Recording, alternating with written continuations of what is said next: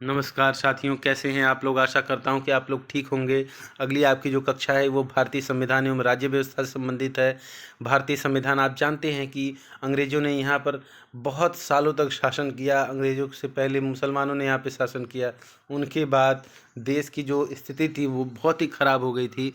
सब कुछ तहस नहस करके चले गए थे और हमारा देश एक गरीबी में जी रहा था। लेकिन हमारा देश जब आज़ाद होने वाला था, आज़ादी की प्रक्रिया प्रारंभ हो गई थी, जो कि बहुत 1947 के बहुत पहले प्रारंभ हो गई थी। तो बहुत सारे ऐसे काम थे जो हमने अपने देश को चलाने के लिए, बहुत सारे ऐसे कानून थे, बहुत सारे ऐसे नियम थे जो अपने देश को चलाने के लिए बनाए थे। एक एक करके देखेंगे। सबसे पहले आपको पता है कि अंग्रेज़ आए थे, सबसे ज़्यादा शासन उन्होंने ही किया था।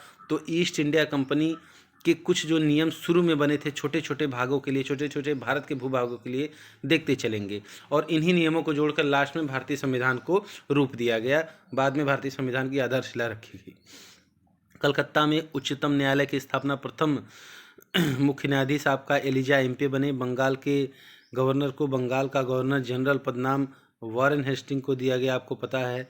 ईस्ट इंडिया एक्ट जो आई थी, जो सबसे पहले हम पढ़ रहे हैं रेगुलेटिंग एक्ट, जो कि एक संविधान की तरफ हम लोग बढ़ते हुए चलेंगे एक एक कानून से, क्योंकि यही सब संविधान के हिस्से बने हैं। उच्चतम न्यायालय आपको पता है संविधान में इसका वर्णन है, ठीक है।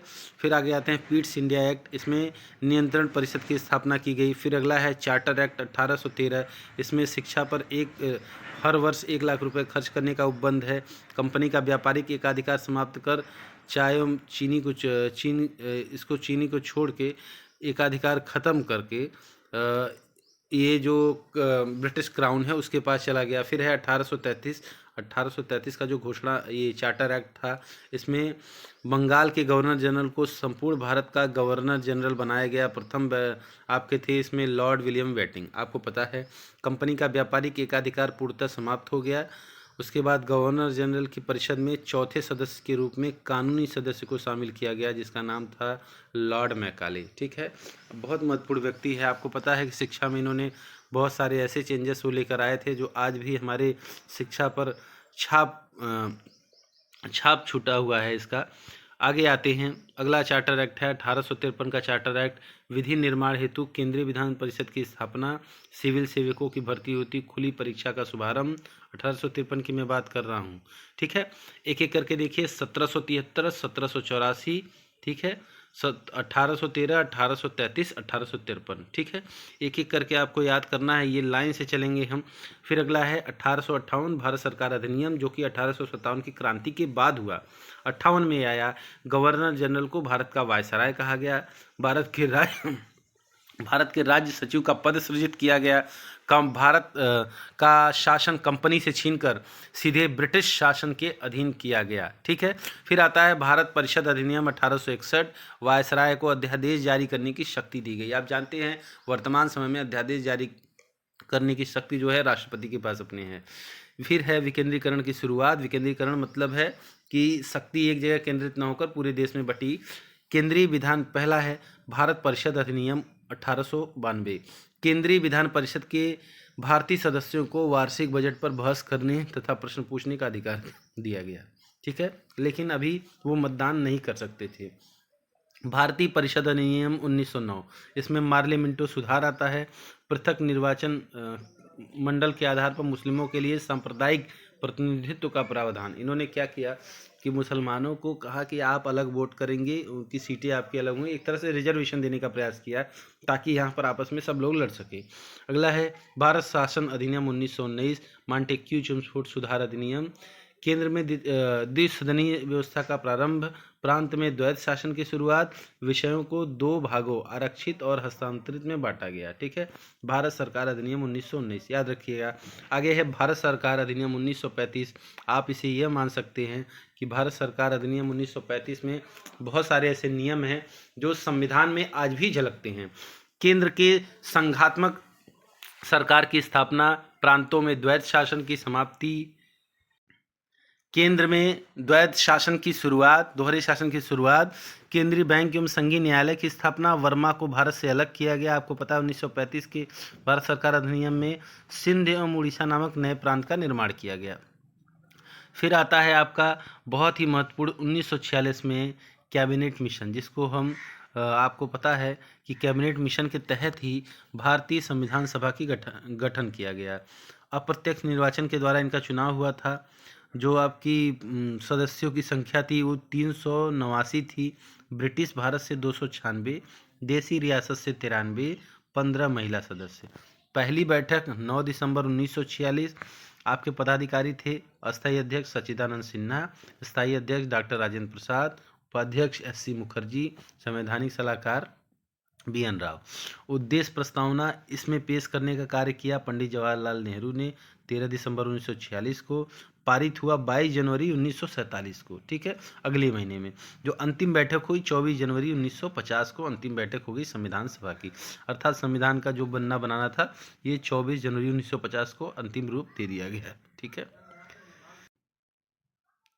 आगे है संविधान सभा की प्रमुख समितियों एवं उनके अध्यक्ष, ठीक है। जैसे कि आपको पता है कि उनका चुनाव हुआ था, 389 सदस्य थे।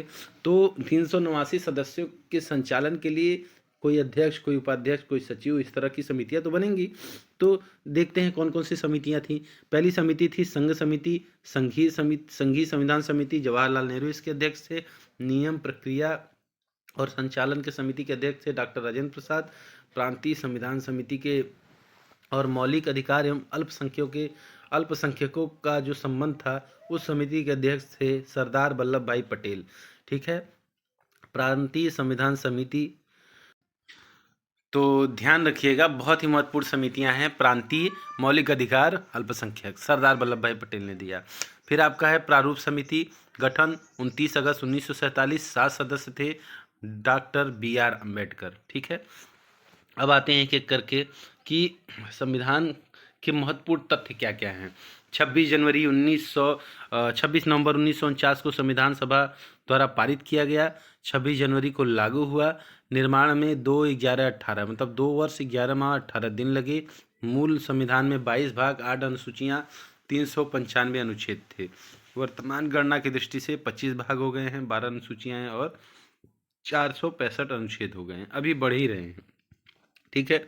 और जो हमने अपना संविधान बनाया था वो विभिन्न देशों के संविधानों को पढ़कर और उनके अधिकारों को जानकर कि वो किस प्रकार से अपने यहाँ शासन चलाते हैं उसको देखते हुए बनाया था। तो सबसे पहला जो है ब्रिटेन से हमने क्या लिया, संसदीय प्रणाली। ब्रिटेन में जो संसदीय प्रणाली है, लोकसभा राज्यसभा जैसे हमारे यहाँ चलता है, वहाँ पर house of common, house of Lord, 2 संसदीय भवन चलते हैं और राष्ट्रपति की जगह पर वहाँ पर राजा बैठे हैं, हमारे यहाँ राष्ट्रपति बैठे हैं, काम वैसे ही है। एकल नागरिकता, पूरे देश में आपको इलेक्शन कार्ड पर भारत निर्वाचन आयोग ही लिखा रहेगा। यूएस में आप जाएंगे, अमेरिका में, कि वहाँ पर राज्यों के अलग अलग इलेक्शन कार्ड होते हैं। विधि का शासन, ठीक है, कानून का शासन रहेगा कि कानून के हिसाब से देश चलेगा, न्यायालय के हिसाब से चलेगा। अगला है संयुक्त राज्य अमेरिका से क्या लिया, मूल अधिकार लिया। न्यायपालिका किस प्रकार स्वतंत्र रखेंगे उसको लिया। न्यायिक पूर्वावलोकन कैसे करेंगे उसको लिया हमने। उच्चतम एवं उच्च न्यायालयों के न्यायाधीशों को हटाया जाना कैसे होगा ये भी वहाँ से गठित किया गया। राष्ट्रपति में महाभियोग, उपराष्ट्रपति का पद, विधियों के समान संरक्षण, ठीक है। ये महत्वपूर्ण चीज़ें हैं, भूलिएगा मत। फिर अगला पॉइंट है कनाडा से। कनाडा से हमने क्या लिया, हमने संघात्मक शासन प्रणाली, केंद्र द्वारा राज्यपाल की नियुक्ति अवशिष्ट शक्तियों के पास, ठीक है। आयरलैंड से क्या लिया, नीति निर्देशक तत्व, राष्ट्रपति के निर्वाचन की प्रक्रिया, राष्ट्रपति द्वारा राज्यसभा में मनोनीत सदस्य, ठीक है, ये हमने आयरलैंड से लिया। जर्मनी से आपातकाल लिया, सोवियत संघ से मूल कर्तव्य लिया, दक्षिण अफ्रीका से संविधान संशोधन प्रक्रिया ली, जापान से विधि द्वारा स्थापित प्रक्रिया ली। फिर अगला क्या है, उद्देशिका या प्रस्तावना, ठीक है। जो उद्देशिका या प्रस्तावना है जिसे पंडित जवाहरलाल नेहरू ने प्रस्तुत किया था वो क्या है, एक एक करके देखेंगे। भारत होगा एक संपूर्ण प्रभुत्व संपन्न समाजवादी पंथनिरपेक्ष लोकतंत्रात्मक गणराज्य। न्याय कैसा होगा, सामाजिक, आर्थिक, राजनीतिक। स्वतंत्रता कैसी होगी, विचार अभिव्यक्ति, विश्वास, धर्म, उपासना की। समता कैसी होगी, प्रतिष्ठा और अवसर की। 42वें संविधान संशोधन में 1976 में समाजवादी, पंथनिरपेक्ष और अखंडता को जोड़ा गया। केशवानंद भारतीवाद में उच्चतम न्यायालय ने उद्देशिका को संविधान का भाग माना। जवाहरलाल नेहरू ने उद्देशिका को संविधान की आत्मा कहा। के एम मुंशी ने उद्देशिका को राजनीतिक जन्मपत्री कही। प्रस्तावना के बाद अगला जो आपका टॉपिक है वो है राष्ट्रीय प्रतीक। आप जानते हैं कि एक स्वतंत्र राष्ट्र और एवं संप्रभु राष्ट्र में उनके राष्ट्रीय प्रतीक भी होते हैं, इसलिए हमारा राष्ट्रीय प्रतीक तिरंगा झंडा है। लेकिन राष्ट्रीय ध्वज जो तिरंगा झंडा है, उसके अलावा बहुत सारे ऐसे चिन्ह हैं जो हमारे देश को आज़ादी के उपरांत बनाए गए थे या तो उसे अडॉप्ट किया गया था। एक-एक करके सबको देखेंगे। सबसे पहले राष्ट्रीय ध्वज जो कि तिरंगा झंडा है, राष्ट्र का चिन्ह, राष्ट्रीय चिन्ह जो कि आपको हर सरकारी पेपर पर उसके चिन्ह मिलेंगे। सारनाथ में स्थित है। अशोक के जो मुख हैं चारों तरफ घूमे हुए, आप देखा होगा आपने, सिंह की आकृति है, अशोक ने उसे बनवाया था। फिर आता है राष्ट्रगान, जिसे हम सभी विद्यार्थी या सारे लोग जानते हैं, जन गण मन। राष्ट्रीय गीत वंदे मातरम बंकिम चंद्र चटर्जी ने लिखी है। राष्ट्रीय पशु बाघ को कहते हैं। राष्ट्रीय पक्षी मोर, जो कि सामान्य सभी लोग जानते होंगे, कक्षा 1 का विद्यार्थी भी जानता होगा। राष्ट्रीय कैलेंडर शक संवत पर आधारित है। राष्ट्रीय पुष्प कमल है। राष्ट्रीय फल आम है। राष्ट्रीय वृक्ष बरगद का पेड़ है। राष्ट्रीय जलीय जीव जिसे हम डॉल्फिन के नाम से जानते हैं। और राष्ट्रीय जो विरासत पशु है वो हाथी है। तो आपको बिल्कुल नहीं भूलना है, आपके ये राष्ट्रीय प्रतीक हैं। राष्ट्रीय प्रतीकों से प्रश्न कभी कभी परीक्षाओं में आ जाते हैं, तो क्या है, कम से कम ये आपको तो मालूम ही होना चाहिए। अगले पॉइंट पे आते हैं कि जब ये देश आज़ाद हुआ तो कई रियासतों में बटा हुआ था। कई बड़े-बड़े भूखंड थे जो भारत को जोड़कर एक अखंड भारत का निर्माण कर रहे थे। छोटे-छोटे खंडों को जोड़कर अखंड भारत का निर्माण कर रहे थे। अब हम देखेंगे वो जो भूखंड हैं, वो किन चीज़ों में बँटे, तो वो बँटे थे राज्यों में। जैसा कि आप जानते हैं कि भारत में आज जो है 28 राज्यों की संख्या है। तो जो 28 राज्य हैं, उसकी शुरुआत कहाँ से हुई थी? सबसे पहला राज्य आंध्र प्रदेश 1 अक्टूबर 1953 को। ये सारे राज्य भाषा के आधार पे बने थे। आपको ध्यान होना चाहिए कि जब राज्य बनाने की बात आई, तो किस आधार पे राज्य बनेगा? क्या सीमाओं के आधार पर बनेगा, कि वहाँ की ज्योग्राफी के आधार पे बनेगा, कि भौगोलिक परिस्थिति, ऐसा कुछ लिया जाएगा? तो कुछ नहीं। जो आधार बना एक राज्य बनने का वो भाषा बनी। आपको पता है भाषा राज्य पुनर्गठन आयोग का गठन हुआ था 1953 में। उसी ने भाषा के आधार पर राज्यों को बनाने की अनुशंसा की, इसीलिए राज्य बने थे। आगे चलते हैं। सबसे पहला जो आपका राज्य है आंध्र प्रदेश, 1 अक्टूबर 1953 सबसे पहला राज्य। दूसरा राज्य आपका गुजरात बनता है 1 मई 1960। फिर तीसरा राज्य नागालैंड 1 दिसंबर 1963। 66 में हरियाणा, 71 हिमाचल में। 72 में आपके 3 राज्य बने, मणिपुर, मेघालय और त्रिपुरा। 75 में सिक्किम, जो कि चाइना से हमें उस समय विवाद चल रहा था, रेफरेंडम जनमत संग्रह के द्वारा सिक्किम भारत में मिला। बहुत ही इंटरेस्टिंग है, आप पढ़िएगा इसके बारे में। फिर है मिजोरम, उसके बाद अरुणाचल प्रदेश और गोवा। ये तीनों राज्य एक ही वर्ष 1987 को आज़ाद हुए, 1987 को बने। छत्तीसगढ़, उत्तराखंड और झारखंड सन 2000 में। उसके बाद तेलंगाना 2014 में ये राज्य बना। और राज्य पहले से ही थे, उन्हें बनाया नहीं गया, वो पूर्व के ही थे। जैसे कि उत्तर प्रदेश को यूनाइटेड प्रोविंस कहते थे, जिसका नाम बदल के उत्तर प्रदेश किया गया था। तो भाषा के आधार पर गठित होने वाला सबसे पहला राज्य है आंध्र प्रदेश। राज्य पुनर्गठन आयोग का गठन 1953 में हुआ। इसके अध्यक्ष फजल अली थे। 2 अन्य सदस्य जो थे के एम पडिक्कर और हृदय नाथ कुंजरू। उत्तर प्रदेश का गठन 24 जनवरी 1950 को हुआ था। कर्नाटक, केरल, मध्य प्रदेश, राजस्थान की स्थापना 1 नवंबर 1956 को हुई थी। तो ऐसे-ऐसे राज्यों का गठन हुआ। इसके बाद आते हैं हम मूल अधिकारियों पर। मूल अधिकार जो कि संविधान के भाग 3 में है, अनुच्छेद 12 से 35 तक। किसी भी नागरिक के लिए अगर वो स्वतंत्र राष्ट्र में रहता है और गणतंत्र राष्ट्र में रहता है, जहाँ पर लोकतंत्र है, जहाँ चुनाव होते हैं, जहाँ पर संसदीय कार्यप्रणाली है, अगर वहाँ पे वो रहता है, तो उसके लिए मूल अधिकारों का होना बहुत ही आवश्यक है। मूल अधिकार अमेरिका से लिए गए हैं, आपको पता है। ये अनुच्छेद 12 से 35 में मिलेंगे भाग 3 में।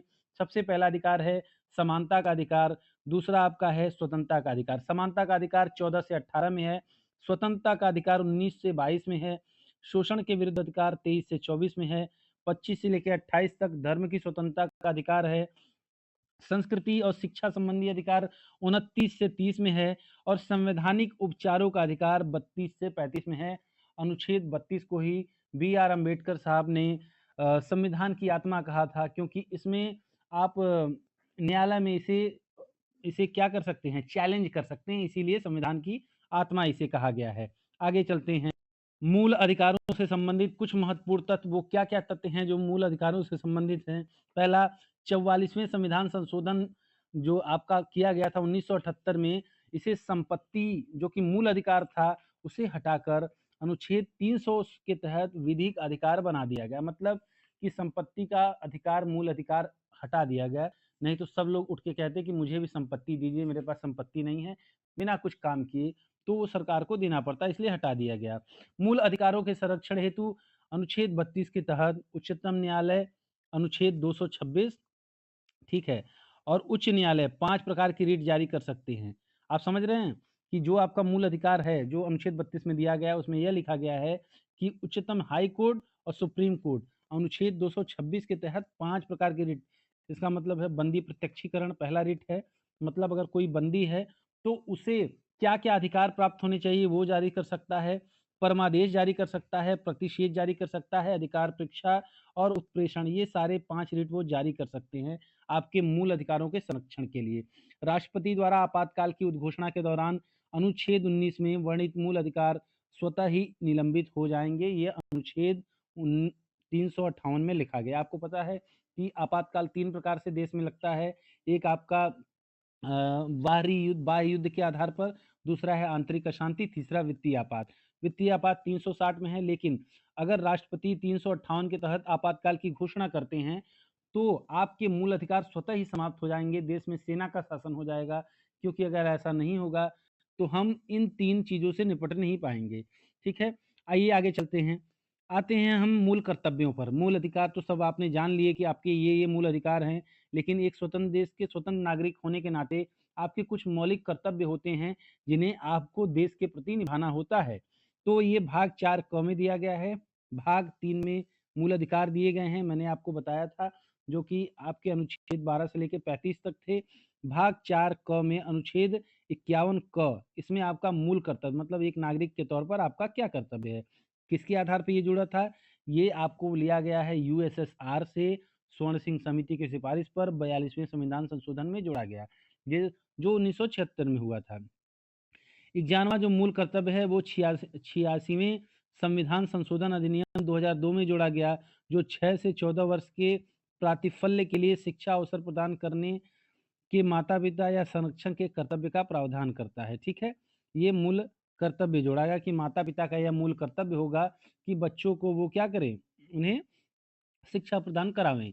प्रारंभ में मूल कर्तव्यों की संख्या जो थी वो 10 थी, वर्तमान में 11 है, क्योंकि शिक्षा वाला 11वां जोड़ा गया। अब हम आते हैं राष्ट्रपति पर, ठीक है? मूल कर्तव्य आपका हो गया। नहीं, राष्ट्रपति से पहले आप देखिए राज्य के नीति निर्देशक तत्व क्या होते हैं। डायरेक्टिव प्रिंसिपल ऑफ स्टेट, वो कौन-कौन से नियम हैं जो राज्य को आपके लिए करने चाहिए, ठीक है? अभी तो हमने व्यक्ति के मूल अधिकारों की बात की, व्यक्ति के मूल कर्तव्यों की बात की। अब हम व्यक्ति के कुछ राज्यों के कुछ कर्तव्यों के बारे में बताएँगे, जो कि राज्यों को एक जनता के लिए करना चाहिए, लेकिन यह बाध्यकारी नहीं है, याद रखिएगा। इस उपबंध संविधान के भाग 4 अनुच्छेद 36 से 51 में दिया गया है, यह गैर वाद्य योग्य है। ठीक है? गैर वाद्य मतलब आप इसको चैलेंज नहीं कर सकते न्यायालय में, अर्थात न्यायालय द्वारा इसे लागू नहीं कराया जा सकता।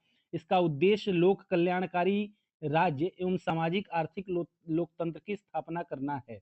मतलब राज्य का मतलब स्टेट की बात नहीं हो रही, राज्य मतलब देश, देश कानून से चले, संविधान से चले और सभी के लिए सामाजिक और आर्थिक समावेशीकरण की स्थापना राज्य या तो देश करे, ठीक है? इसका ये पूरा कॉन्सेप्ट है नीति निर्देशक तत्व का, जिसे हम डायरेक्टिव प्रिंसिपल भी कहते हैं। अब आते हैं हम राष्ट्रपति पर, कि राष्ट्रपति होगा भारत का, ऐसा कहाँ कहा गया है, कहाँ से लिया गया? तो हमारा जो राष्ट्रपति है, वो कुछ हम अपने राष्ट्रपति के बारे में देखेंगे, कुछ फैक्चुअल चीज़ें जो कि परीक्षाओं में आपसे पूछी जाती हैं। पहली बात, संविधान में लिखा गया है कि भारत का एक राष्ट्रपति होगा, ठीक है? कौन होगा? देश का प्रथम नागरिक कहा जाएगा उसे। संघ की कार्यपालिका का प्रमुख होगा। कार्यपालिका मतलब जो आपका संसदीय प्रणाली है उसका प्रमुख। कानून जो भी बनेंगे संसद में बिना उसके हस्ताक्षर के वो फाइनल नहीं होगा। तीनों सेनाओं का प्रधान सेनापति, जो तीनों सेनाएँ आपकी आपकी ग्राउंड फोर्स है जिसको हम आर्मी कहते हैं, नेवी जो आपकी जल सेना है और आपकी वायु सेना, इन तीनों का प्रधान जो चीफ होगा, चीफ ऑफ स्टाफ के बाद जो दूसरा नंबर आता है, मतलब पहला नंबर जो आता है वो राष्ट्रपति का होता है, ठीक है? अब हम आते हैं राष्ट्रपति के कि राष्ट्रपति का फंक्शनिंग कैसे होता है, कैसे राष्ट्रपति कार्य करते हैं, उनका चुनाव कैसे होता है, कितने वर्ष के लिए चुने जाते हैं, कैसे हटा सकते हैं, कौन-कौन सी योग्यताएँ होती हैं और क्या-क्या, एक-एक करके।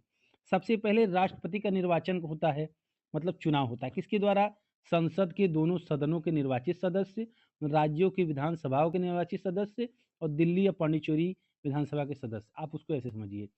संसद के दोनों सदनों में कितने सदस्य हैं?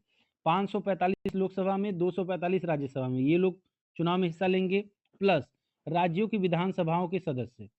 विधानसभा, विधान परिषद नहीं, विधानसभा। जैसे यूपी में 403 सीटें हैं, ठीक है? तो 403 वो पूरे विधायक जाएँगे राष्ट्रपति के यहाँ वोट करने, सारे 28 के 28 राज्यों के।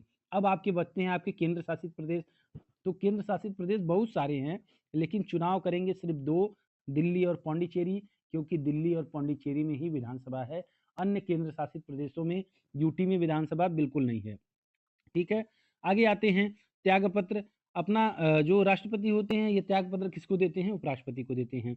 अवधि कितनी होती है? 5 वर्ष की होती है। ठीक है? हटाया कैसे जाता है? महाभियोग के द्वारा। शपथ कौन दिलाएगा? मुख्य न्यायाधीश दिलाएँगे। मुख्य न्यायाधीश अगर नहीं है, तो उनकी अनुपस्थिति में सुप्रीम कोर्ट का ही कोई वरिष्ठ न्यायाधीश ही उन्हें शपथ दिलाएगा। और क्या-क्या योग्यता होनी चाहिए अगर आपको राष्ट्रपति बनना है तो? पहले तो आप भारत के नागरिक हो, 35 वर्ष इसकी आयु आपकी 35 वर्ष ही हो, उससे कम ना हो, उससे ज़्यादा हो सकती है। लोकसभा का सदस्य निर्वाचित होने के योग्य हो, ठीक है? इतनी योग्यता हो कि आप लोकसभा के सदस्य निर्वाचित हो सके। आगे चलते हैं। अब राष्ट्रपति को हटाएँगे कैसे? कैसे हटाए जाते हैं राष्ट्रपति? अनुच्छेद 61 में लिखा गया है कि जब आपको राष्ट्रपति को हटाना है, तो सबसे पहले किसी भी सदन में आपको प्रस्ताव लेके आना पड़ेगा। दोनों सदनों में प्रस्ताव कुल 2/3 बहुमत से पास होना चाहिए। 2/3 मतलब कुल सदस्यों की संख्या से 2/3 से हम डिवाइड करेंगे, तो वो जो नंबर निकल के आएगा, उसी उतने ही मेंबर आपके, मतलब आप समझ लीजिए 66% लगभग लोग वोट करेंगे तभी हो पाएगा। फिर आते हैं हम उपराष्ट्रपति पर। तो राष्ट्रपति हुए, फिर उपराष्ट्रपति। एक-एक चीज़ इसमें भी वही देखना है कि उपराष्ट्रपति का चुनाव कैसे होता है, शपथ कौन दिलाता है, कार्यकाल कितने साल का है, योग्यता क्या है, त्यागपत्र किसको देंगे। तो सबसे पहले उपराष्ट्रपति का निर्वाचन चुनाव कैसे होता है? लोकसभा एवं राज्यसभा के सदस्यों द्वारा आनुपातिक प्रतिनिधित्व प्रणाली एवं एकल संक्रमणीय मत द्वारा। मतलब सिर्फ लोकसभा और राज्यसभा के सदस्य ही वोट करेंगे इसमें, ठीक है? शपथ दिलाते हैं मुख्य न्यायाधीश सुप्रीम कोर्ट के, उपराष्ट्रपति को राष्ट्रपति दिलाएँगे। कार्यकाल 5 वर्ष के लिए होता है। भारत के नागरिक हों, योग्यता क्या-क्या होनी चाहिए? भारत के नागरिक हों, 35 वर्ष की आयु पूरी की हों, राज्यसभा का सदस्य निर्वाचित होने के योग्य हों, ठीक है? और उपराष्ट्रपति क्या करते हैं? उपराष्ट्रपति राज्यसभा का पदेन सदस्य होता है। मतलब राज्यसभा में जो स्पीकर बैठते हैं, उसमें उपराष्ट्रपति बैठते हैं, क्योंकि वो अ, अपर हाउस है। ठीक है? अब आपके राष्ट्रपति हो गए, उपराष्ट्रपति हो गए, अब आते हैं हम केंद्रीय मंत्रिपरिषद पे। आपको पता है राष्ट्रपति और उपराष्ट्रपति के बाद सबसे मजबूत अगर कोई है, तो केंद्रीय मंत्रिपरिषद है, मतलब सेंट्रल कैबिनेट। तो प्रधानमंत्री उसमें आते हैं, राज्य मंत्री आते हैं, कैबिनेट आता है, उपमंत्री आते हैं। ये सारे आते हैं मंत्रिपरिषद में, प्रधानमंत्री भी उसी में आते हैं। ठीक है? उनका नाम है प्रधानमंत्री ही नाम है। ठीक है? सभी मंत्रियों का प्रधान। नियुक्ति कौन करता है? राष्ट्रपति द्वारा प्रधानमंत्री के सलाह पर। सबकी नियुक्ति कौन करेगा? राष्ट्रपति ही करेंगे, लेकिन प्रधानमंत्री की सलाह मानकर। इनका प्रमुख कौन होता है सबका? सारे मंत्रियों, सारे उपमंत्रियों, राज्य मंत्रियों का प्रमुख होता है प्रधानमंत्री। हटाया कैसे जाता है? लोकसभा में अविश्वास प्रस्ताव को पारित कर कर। मतलब अगर लोकसभा में 100 सदस्य हैं, अगर 545 सदस्य हैं, उन्होंने कह दिया कि सरकार अच्छा काम नहीं कर रही, हम अविश्वास प्रस्ताव ला रहे हैं, वो ला सकते हैं। वोटिंग हुई, अगर आधे से एक ज़्यादा ने वोट कर दिया उनके खिलाफ, तो वो हट जाएँगे अपने आप। ठीक है? आकार क्या होनी चाहिए? लोकसभा के सदस्यों की कुल संख्या के 15% से अधिक मंत्री नहीं हो सकते। आप समझ रहे हैं? 545 सदस्य चुन के जाते हैं लोकसभा में, तो सारे लोग मंत्री नहीं बन सकते। मंत्री कितने बनेंगे? सिर्फ 15%, मतलब 15%, 545 का 15% आप निकाल लीजिए, जितने सदस्य बनते हैं लगभग आपके 80 से 90 सदस्य आपके मंत्री बन सकते हैं। ये ज़िम्मेदार किसके प्रति होते हैं? लोकसभा के प्रति ज़िम्मेदार होते हैं। अब आते हैं हम अगले पॉइंट पर, हैं आपके महान्यवादी। महान्यवादी जिसको हम कहते हैं सॉलिसिटर जनरल, ठीक है? मतलब सरकार का वकील समझ लो आप। सरकार का वकील जैसे एक कंपनी का वकील होता है ना? एक बड़े आदमी का वकील होता है, एक सामान्य आदमी का, एक छोटे से ठेकेदार भी अपना वकील रखता है, उसी तरह सरकार भी अपना वकील रखती है, जिसको महान्यवादी कहते हैं। अनुच्छेद 76 में इसका ज़िक्र है। तो इसका काम क्या है? ये भारत सरकार का सर्वोच्च विधि सलाहकार होता है। ये जो प्रधानमंत्री होते हैं या उनके मंत्री होते हैं, उनका विधि सलाहकार होता है, वो बताएगा कि आपको कानून से बच के, कानून के दायरे में रह के कौन-सा काम करना है। इनकी नियुक्ति कौन करता है? राष्ट्रपति करते हैं। योग्यता क्या होती है? जो उच्चतम न्यायालय के न्यायाधीश न्यायाधीश नियुक्त होने की है, ठीक है? मतलब हाई कोर्ट का न्यायालय जो नियुक्त हो जाए उतनी योग्यता रखे। अधिकार क्या है? भारत के सभी न्यायालयों में सुनवाई का अधिकार है इसके पास। संसद की कार्रवाई में भाग ले सकता है लेकिन मतदान नहीं कर सकता। राष्ट्रपति के प्रसाद पर्यंत सामान्यतः 3 वर्ष। कितने वर्ष का कार्यकाल होता है? सिर्फ 3 वर्ष का। ध्यान रखिएगा। अब हम आगे आते हैं। अगला पॉइंट आपका है नियंत्रक एवं महालेखा परीक्षक, कैग। ठीक है? एक इंसान, एक परिवार या तो एक ठेकेदार, एक बिजनेसमैन वकील रखता है अपने घर में। एक और क्या रखता है? एक रखता है जो खाता बही देखता है, जो हिसाब किताब रखता है, जिसको हम को बड़ा आदमी सीए रखता है, छोटा आदमी जो है अपने देख लेता है। उसी तरह सरकार भी खाता धारक एक रखती है, जो खर्चा पानी कितना खर्च हुआ, कितना ज़्यादा खर्च हुआ, कितना कम खर्च हुआ, इसका हिसाब किताब रखे। ये इसको कहते हैं नियंत्रक महालेखा परीक्षक, ठीक है, सीएजी। कंट्रोलर एवं auditor, controller and auditor general, ठीक है। अनुच्छेद 148 में इसका जिक्र है। राष्ट्रपति नियुक्त करेंगे 6 वर्ष के लिए, 65 वर्ष से पहले ये रिटायर नहीं होंगे, ठीक है। सेवानिवृत्ति के बाद वो जो भी उनको मिलता है वो सब मिलेगा। कार्य क्या होता है? केंद्र और राज्य के लेखों का लेखा परीक्षण करना। केंद्र कितना खर्चा कर रही है, राज्य कितना खर्च कर रहे हैं, क्या खर्च करना चाहिए, क्या नहीं करना चाहिए, सही गलत भी ये बताते हैं। रिपोर्ट किसे देते हैं? सीधे राष्ट्रपति को देते हैं। अब आते हैं अगले पॉइंट पर, संसद की बात करते हैं। संसद, आप जानते हैं हमारे संसद के 3 अंग हैं, राज्यसभा, लोकसभा और राष्ट्रपति। राज्यसभा उच्च सदन है, लोकसभा निम्न सदन है, राष्ट्रपति उन कानूनों पे सिग्नेचर करते हैं। राज्यसभा अनुच्छेद 80 में दिया गया है, गठन 3 अप्रैल 1952, पहली बैठक 13 मई 1952 को।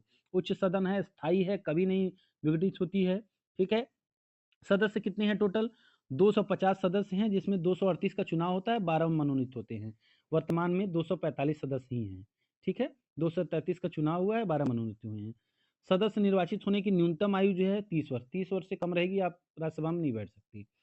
कार्यकाल 6 वर्ष का होता है। पदेन सभापति उपराष्ट्रपति होता है। 1/3 सदस्य हर 2 साल में रिटायर हो जाते हैं, ठीक है, इसीलिए ये स्थायी रहता है, कभी खत्म नहीं होता। 1/3 मतलब आप समझ लो 100 का 1/3, 33% लोग रिटायर होते हैं, फिर 33 आ जाते हैं, फिर 33 रिटायर होते हैं, तो कभी विघटित नहीं होता, वो हमेशा चलता रहता है। पहले सभापति मतलब पहले उपराष्ट्रपति थे डॉक्टर सर्वपल्ली राधाकृष्णन। ये आप भूलिएगा मत, क्योंकि हमारे पहले उपराष्ट्रपति हैं और उपराष्ट्रपति ही राज्यसभा का पदेन सदस्य होता है, ठीक है। आगे आते हैं, जो निम्न सदन है लोकसभा है, इसे हम अस्थायी सदन कहते हैं। इसके सदस्यों की संख्या 550 है। 530 राज्यों से आते हैं, 20 संघ क्षेत्रों से आते हैं। वर्तमान में 543 सदस्य हैं, ठीक है। 524 राज्यों से आए हैं, 19 संघ से आए हैं। लोकसभा अनुच्छेद 81 में है, राज्यसभा अनुच्छेद 80 में है। सदस्य निर्वाचित होने की न्यूनतम आयु 25 वर्ष होती है, कार्यकाल 5 वर्ष। याद रखिएगा, राज्यसभा का सांसद है तो 6 वर्ष रहेगा और लोकसभा का है तो 5 वर्ष रहेगा। पहला अधिवेशन 13 मई 1952 को, प्रथम लोकसभा देखिए 13 मई 1952 को हुआ था लोकसभा का अधिवेशन, और 13 मई 1952 को राज्यसभा का भी हुआ था, ठीक है। प्रथम लोकसभा अध्यक्ष गणेश वासुदेव मावलंकर। पहले राज्यसभा के अध्यक्ष कौन थे? सभापति कौन था? सर्वपल्ली राधाकृष्णन। पहली महिला लोकसभा अध्यक्ष थी मीरा कुमार, जो कांग्रेस के काल में हुई थी, आपको ध्यान होना चाहिए। अब आते हैं हम दोनों सदनों की संयुक्त बैठकों पर, कि दोनों सदनों की संयुक्त बैठकें कैसी होती हैं। फिर आते हैं हम दोनों सदनों की संयुक्त बैठक पर, ठीक है। अनुच्छेद 108 में आपकी परीक्षाओं में बार बार पूछा जाता है किस अनुच्छेद के तहत दोनों सदनों की संयुक्त बैठक होती है। 108 के तहत, मतलब दोनों सदन बैठ के एक साथ बात करते हैं। क्या होता है? अगर किसी विधेयक पर, मतलब किसी कानून पर मतभेद हो गया दोनों में, क्योंकि कानून दोनों में पास होना है, तो राष्ट्रपति क्या कहता है कि आप आइए और बैठ के बात करते हैं, चर्चा करते हैं। अध्यक्षता कौन करेगा? लोकसभा का अध्यक्ष। देखिए, उच्च सदन राज्यसभा है, लेकिन अध्यक्षता लोकसभा का अध्यक्ष ही करेगा। विधेयक पारित होता है साधारण बहुमत से। अगर इसमें साधारण बहुमत से विधेयक पारित हो गया तो हो जाएगा। नहीं बुलाई जा सकती, किस दिशा में? अगर आपको संविधान संशोधन करना है तो आप संयुक्त बैठक नहीं बुला सकते। संयुक्त बैठक सिर्फ और सिर्फ नए कानून को बनाने के लिए होता है। अब तक कितनी बार बुलाई गई है? 3 बार बुलाई गई है इतिहास में, याद रखिएगा। फिर आते हैं हम अगले पॉइंट पर, धन विधेयक। देखिए, आपको पता है कि सरकार को चलाने के लिए पैसा चाहिए। सरकार को धन विधेयक, मतलब पैसा कहाँ से आता है? धन विधेयक से आता है, वो अनुच्छेद 110 के तहत। निर्णय कौन करेगा? लोकसभा का अध्यक्ष करेगा।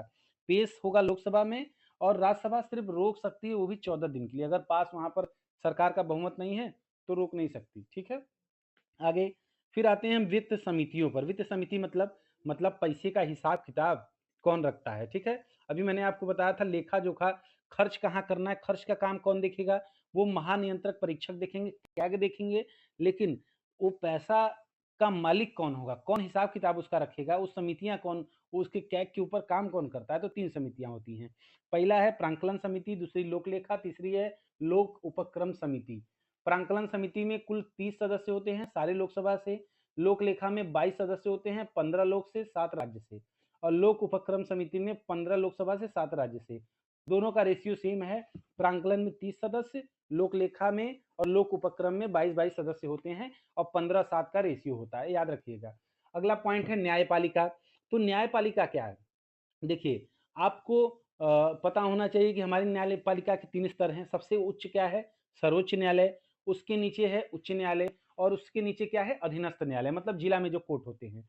कैसी प्रणाली है? एकीकृत न्याय प्रणाली, मतलब सब एक दूसरे से जुड़े हुए हैं। अगर इस कोर्ट में आपका केस चल रहा है तो कल हाई कोर्ट जा सकता है, किसी हाई कोर्ट जा सकता है, या तो आपका सुप्रीम कोर्ट जाएगा। ऐसा नहीं कि अगर यहाँ के राज्य के कोर्ट ने कह दिया तो उसे हाई कोर्ट रोक नहीं लगा सकती, ऐसा बिल्कुल नहीं है। ठीक है, आगे अगला पॉइंट है, अब हम देखेंगे सारे न्यायालयों को एक-एक करके। सबसे पहला जो न्यायालय है आपका सर्वोच्च न्यायालय, 26 जनवरी 1950 को इसका गठन हुआ था और इसके बाद इसका जो अनुच्छेद है, यह अनुच्छेद 124 के तहत इसका गठन हुआ था। कुल 34 न्यायाधीश हैं, ठीक है? 33 आपके न्यायाधीश होंगे और 1 मुख्य न्यायाधीश को लेकर। इनकी आयु जो है रिटायर होने की वो है 65 वर्ष, ठीक है? क्या-क्या नियुक्ति, क्या-क्या योग्यता होनी चाहिए? जैसे आप फॉर्म भरते हैं, आपकी योग्यता होती थी ना कि आपको 30 साल होना चाहिए, 25 साल होना चाहिए। तो न्यायाधीश सुप्रीम कोर्ट में कैसे नियुक्त होंगे? वो भारत का नागरिक हो, उच्च न्यायालय में 2 या अधिक न्यायालयों में कम से कम 5 वर्ष तक न्यायाधीश रहा हो, उच्च न्यायालय में ऐसे 2 या 2 से अधिक न्यायालयों में कम से कम 10 वर्ष तक अधिवक्ता रहा हो, ठीक है? या तो न्यायाधीश हो 5 वर्ष तक या तो अधिवक्ता हो, मतलब वकील रहा हो।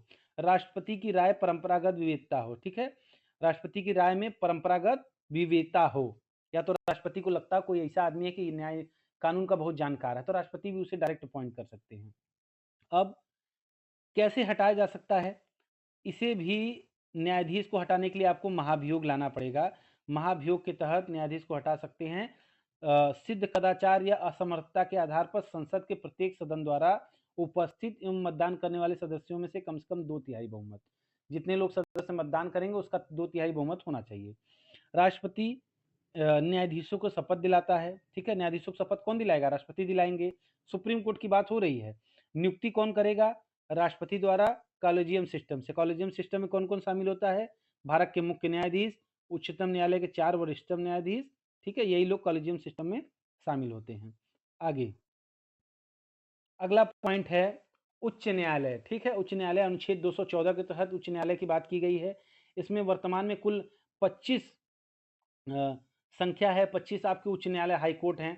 राज्य भले ही 28 है लेकिन आपके 25 हाई कोर्ट हैं। न्यायाधीशों की नियुक्ति कौन करता है? न्यायाधीशों की नियुक्ति राष्ट्रपति कोलेजियम की सिफारिश पे करता है। न्यायाधीशों को शपथ कौन दिलाता है? संबंधित उस राज्य का राज्यपाल दिलाएगा, ठीक है? जिस राज्य में वो रहेंगे। जैसे कि सुप्रीम कोर्ट के न्यायाधीशों को शपथ राष्ट्रपति दिलाते हैं और हाई कोर्ट के यहाँ के राज्यपाल दिलाते हैं। नियुक्ति होने के लिए क्या-क्या योग्यता होनी चाहिए? वो भारत के नागरिक हों, किसी भी राज्य क्षेत्र में कम से कम 10 वर्ष तक न्यायिक पद में रहे हों। 10 वर्ष तक न्यायिक पद में रहेगा, या तो 2 या 2 से अधिक जो न्यायालय हैं कम से कम 10, ठीक है? वहाँ पर कार्य किया हो। अगर 2 या 2 से अधिक किसी न्यायालय, मतलब जिला कोर्ट में आप समझ सकते हैं। सेवानिवृत्ति की आयु 62 वर्ष है, उसकी 65 वर्ष थी। और न्यायाधीश को हटाया जा सकता है कैसे? सिद्ध कदाचार और असमर्थता के आधार पर संसद में पारित किसी विशेष बहुमत से। 2/3 बहुमत की आवश्यकता नहीं है। आगे आते हैं हम राज्यपाल पर। राज्यपाल की नियुक्ति राष्ट्रपति करता है, पदावधि 5 वर्ष के लिए होती है। शपथ ग्रहण हाईकोर्ट का मुख्य न्यायाधीश करेगा। अर्हता क्या होनी चाहिए? भारत का नागरिक हो, 35 वर्ष की आयु पूर्ण कर चुका हो। अब आते हैं राज्य कैसे काम करता है। राज्य का प्रमुख मुख्यमंत्री होता है, जिसे चलाने का काम, राज्य के चलाने का काम होता है मंत्रिपरिषद का। तो मंत्रिपरिषद की नियुक्ति कौन कर सकता है? राज्यपाल करता है, ठीक है? कार्यकाल क्या होता है? राज्यपाल के प्रसाद पर्यंत, राज्यपाल जब तक चाहेंगे, ठीक है? जब वो चाहें तो भंग कर सकते हैं। कोई भी मंत्री बिना किसी सदन का सदस्य बने मंत्री रह सकता है, ठीक है। अगर सदस्य का सदन नहीं बनना है तो अधिकतम 6 माह तक आप मंत्री भी रह सकते हैं। राज्य की विधानसभाओं की कुल संख्या का 15%, ठीक है, इतने ही मंत्री बन सकते हैं, जितना संख्या है उसका 15% मंत्री बन सकते हैं, और ये लोग अपना त्यागपत्र राज्यपाल को सौंप सकते हैं। अगला पॉइंट है राज्य का सर्वोच्च विधि सलाहकार। जैसे कि मान्यवादी होता था सरकार का वकील, इसी तरह राज्य सरकार का भी वकील होता है, जिसे हम कहते हैं महाधिवक्ता। अनुच्छेद 165 में लिखा गया है कार्यकाल होता है राज्यपाल के प्रसाद पर्यंत, नियुक्ति राज्यपाल ही करता है। राज्य विधानमंडल के अंग कौन कौन से हैं, राज्य कैसे कार्य करता है, 3 अंग होंगे, राज्यपाल होंगे, विधानसभा होगी, विधान परिषद अगर होता है तो, क्योंकि विधान परिषद हर जगह नहीं है, आपको पता होना चाहिए। विधानसभा, सबसे न्यूनतम विधानसभा सीटें किस राज्य में है, सिक्किम में है, ठीक है। और सर्वाधिक सीटें कहाँ है, उत्तर प्रदेश में है, 403। सदस्य की योग्यता क्या होनी चाहिए विधानसभा के सदस्य बनने की, 25 वर्ष की आयु पूर्ण कर चुका हो और भारत का नागरिक हो। सीट कितनी होती है, अधिकतम सीटें 500 हो सकती हैं, न्यूनतम 60 हो सकती हैं। अपवाद में आप सिक्किम गोवा को मान लीजिए, सिक्किम गोवा मिजोरम को, क्योंकि सिक्किम में 32 सीटें हैं, गोवा मिजोरम में 40 सीटें हैं। सदस्यता समाप्त कब होती है, आप 60 दिन तक लगातार अनुपस्थित रहिए, आप सदस्यता कभी भी समाप्त हो जाएगी। फिर आते हैं विधान परिषद पर। कुछ राज्य हैं जहां पे विधान परिषद भी है, तो विधान परिषद का कार्यकाल कितने दिन का होता है, 6 वर्ष का होता है, जैसे राज्यसभा का है। सदस्य बनने की अर्हता कितनी है, भारत का नागरिक हो, 30 वर्ष की आयु पूर्ण कर चुका हो। फिर आते हैं हम सदस्यों की संख्या पर। अधिकतम सदस्य राज्य विधानसभा सीटों की 1/3 से ज्यादा नहीं हो सकते हैं, न्यूनतम 40 से कम नहीं। विधान परिषद में कौन कौन से राज्य आते हैं, भारत में 6 ऐसे राज्य हैं जहां पे विधान परिषद वर्तमान समय में है। उत्तर प्रदेश, बिहार, महाराष्ट्र, कर्नाटक, आंध्रा और तेलंगाना। उत्तर प्रदेश में 100 सीटें हैं, बिहार में 58, महाराष्ट्र में 78, कर्नाटक में 75, आंध्र प्रदेश में 58, तेलंगाना में 40 सीटें, ठीक है। आगे आते हैं हम कुछ आते हैं हम स्थानीय स्वशासन पर। स्थानीय स्वशासन का मतलब होता है कि जो आपके नगर पंचायत हैं, ग्राम पंचायत है, नगर पालिका है, नगर निगम है, ये कैसे कार्य करते हैं। इसके जनक कौन है, लॉर्ड रिपन है। किसका विषय है, तो राज्य सूची का विषय है, क्योंकि स्थानीय स्वशासन आपको पता है संविधान में 3 विषय होते हैं, एक केंद्र सूची, एक राज्य सूची और एक संघीय सूची। संघीय सूची में दोनों काम कर सकते हैं, केंद्र राज्य मिलके। तो राज्य सूची में केवल राज्य कानून बनाता है। स्थानीय स्वशासन 2 प्रकार का होता है, एक पंचायती राज प्रणाली, दूसरी नगरीय स्वशासन प्रणाली। तो पंचायती राज प्रणाली शुरू कैसे हुई थी, बलवंत राय मेहता की समिति की सिफारिश के आधार पर हुई थी, ठीक है। 2 अक्टूबर 1959 को राजस्थान के नागौर जिले में जवाहरलाल नेहरू ने इसका प्रारंभ किया था। संविधान के 73वें संविधान संशोधन 1992 के तहत इसे जोड़ा गया और 24 अप्रैल 1993 से लागू है। तो पंचायत स्तर पे 3 तरह के खंड होते हैं, ग्राम पंचायत आप जानते हैं, खंड पंचायत और जिला पंचायत। यही शहर में आप आइए, नगरीय स्वशासन प्रणाली में कुल 18 विषय हैं, संवैधानिक दर्जा 74वें संविधान संशोधन 1992 में दिया गया है। लागू 1 जून 1993 को हुआ था, और गांव वाला जो लागू हुआ था पंचायती राज, वो 24 अप्रैल को हो गया था, ध्यान रखिएगा। और नगरीय स्वशासन 3 स्तर के होते हैं, नगर पंचायत, नगर पालिका और नगर निगम। जो बड़े शहर होते हैं उसमें नगर निगम होते हैं, छोटे शहरों में नगर पालिका या नगर पंचायत ऐसे बना दिए जाते हैं। अब आते हैं प्रमुख सुझाव त्रिस्तरीय पंचायत राज प्रणाली के, ठीक है। क्या क्या सुझाव दिए गए हैं ग्राम, खंड और जिला पंचायत के लिए। सबसे पहला सुझाव आया था बलवंत राय मेहता 1957 का। फिर है पीके थुंगनम समिति 1988, अशोक मेहता समिति, इन्होंने कहा था कि द्विस्तरीय पंचायती राज प्रणाली होनी चाहिए, एक खंड पंचायत, एक जिला पंचायत। जबकि बलवंत राय मेहता ने कहा था कि 3 स्तरीय होनी चाहिए, ठीक है। और जीवी किशन केशव समिति, इन्होंने भी कुछ अपने सुझाव दिए थे। लक्ष्मीमल सिंघवी समिति 1986, पंचायती राज को संवैधानिक दर्जा इसी समिति के आधार पर मिला, याद रखिएगा, लक्ष्मीमल सिंघवी समिति 1986, ठीक है। अब आगे बढ़ते हैं, आपके पंचायती राज एवं नगर निकाय चुनाव राज्य निर्वाचन आयोग कराता है। इसकी न्यूनतम आयु जो है सदस्य बनने की 21 वर्ष है। सभी स्तर पर महिलाओं के लिए आरक्षित सीटें 1/3 है। कार्यकाल 5 वर्ष का होता है। वित्त की सिफारिश राज्य वित्त आयोग करता है। रिक्त सीट पर पुनः चुनाव 6 माह के भीतर कराना आवश्यक है।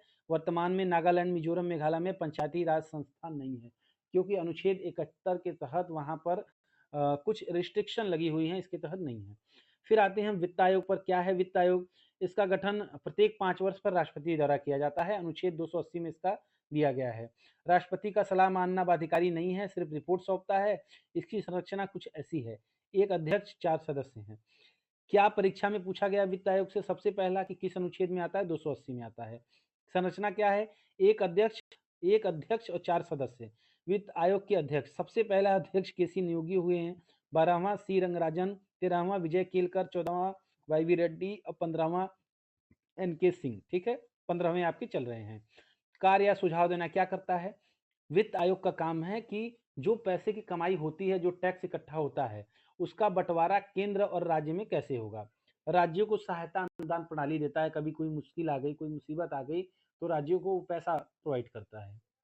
फिर आते हैं हम निर्वाचन आयोग पर। निर्वाचन आयोग आपको पता है कि बिना इसके एक संसदीय प्रणाली कार्य ही नहीं कर सकती। अनुच्छेद 324 के तहत संविधान में निर्वाचन आयोग के गठन का प्रावधान है। इसका विधिक अधिकार क्या है? मतदान का अधिकार। 61वें संविधान संशोधन अधिनियम द्वारा 1988 में जो हुआ था, मतगणना की जो मताधिकार की आयु थी, वो 21 वर्ष से घटाकर 18 वर्ष कर दी गई, ठीक है? ये राजीव गांधी के काल में हुआ था, आपको ध्यान होना चाहिए। 6 वर्ष या 65 वर्ष का जो इसका चुनाव कैसे होता है, क्या-क्या करता है? ये चुनाव कराता है, राष्ट्रपति, उपराष्ट्रपति का, लोकसभा, राज्यसभा का, विधानसभा, विधान परिषद का, इन सब का चुनाव करता है। इसको चलाता कौन है? इसको चलाते हैं 3 लोग, ठीक है? कौन-कौन लोग चलाते हैं? पहले सबसे कुछ लोग चलाते हैं, कौन-कौन चलाता है? पहला पहला है मुख्य निर्वाचन आयुक्त और 2 उसके निर्वाचन आयुक्त, ठीक है? मतलब टोटल 3 लोग होते हैं। पहले मुख्य निर्वाचन आयुक्त होंगे, उसके नीचे 2 लोग होंगे। 6 वर्ष तक इनका कार्यकाल होता है, 65 वर्ष से पहले रिटायर नहीं हो सकते, नियुक्ति राष्ट्रपति करते हैं। पहले प्रमुख निर्वाचन आयुक्त जो हुए थे सुकुमार सेन हुए थे। पहली महिला मुख्य निर्वाचन आयुक्त हुई थी बी एस रमा देवी। वेतन भत्ते जो भी इन्हें मिलते हैं वो सर्वोच्च न्यायालय के न्यायाधीश के समान मिलते हैं। फिर आते हैं हम आपात उपबंध पर। आपको पता है कि अनुच्छेद में भारत के संविधान में कुछ ऐसे उपबंध दिए गए हैं जिसके तहत हम एक नागरिक के तौर पर और एक रहवासी के तौर पर ये जान सकते हैं कि कौन-कौन से वो अनुच्छेद हैं जिसके तहत हमें ये सुरक्षा प्रदान है कि अगर देश में कोई बाह्य आक्रमण हुआ या कोई आपदा आई या कोई विपदा आई, तो कौन-कौन से अनुच्छेद लगते हैं जिसे हमें जानना चाहिए। सबसे पहले 3 बार हमारे यहाँ आपातकाल की घोषणा हुई है। 1962 चाइना वॉर के समय, 1971 में भारत-पाकिस्तान युद्ध, 1975 में एक बार आपातकाल की घोषणा हुई थी, ठीक है? 1962, 71 और 65, 75 नहीं 65। इसकी घोषणा अनुच्छेद 352 के तहत होती है। 3 कारण से होती है, पहला है युद्ध, दूसरा है आपकी आंतरिक अशांति, तीसरा है सशस्त्र विद्रोह, ठीक है? युद्ध, बाह्य आक्रमण या सशस्त्र विद्रोह और आपका एक और अनुच्छेद आता है वित्तीय आपात। भारत में अभी तक वित्तीय आपात नहीं लगा है, ठीक है? आपातकाल की दशा में होता क्या है? जैसे ही आपातकाल लगेगा, दोनों सदनों का राष्ट्रपति आपातकाल लगाएँगे। किस प्रकार से लगाते हैं? दोनों सदनों में कोई एक विशेष बहुमत से एक कानून पारित करा लेंगे कि हमें आपातकाल लगाना है और आपातकाल लागू हो जाएगा। तो कितने दिन तक रह सकता है? तो 6 महीने तक रह सकता है। उसके बाद बढ़ाने के लिए फिर से उसे आपको राष्ट्रपति के द्वारा फिर से उन्हें दोनों सदनों की बैठक बुलाकर फिर से वोटिंग करानी होगी। ठीक है? तो ये था आपका भारतीय संविधान से संबंधित बहुत ही इम्पोर्टेंट क्लास। जुड़े रहें हमारे साथ ताकि आपकी और पढ़ाई अच्छी हो सके क्योंकि ये क्वेश्चंस एग्ज़ाम में बार-बार पूछे गए हैं। बहुत ही बेसिक है, क्लासिक है। तो आप हमारे साथ जुड़े रहें और तैयारी को अपने धार देते रहें। Thank you so much. और जैसे ही आपको कोई डाउट हो, कुछ भी हो तो आप मुझे कमेंट कर सकते हैं, मैं उसके पर्सनली आपको जवाब दूँगा। Thank you so much.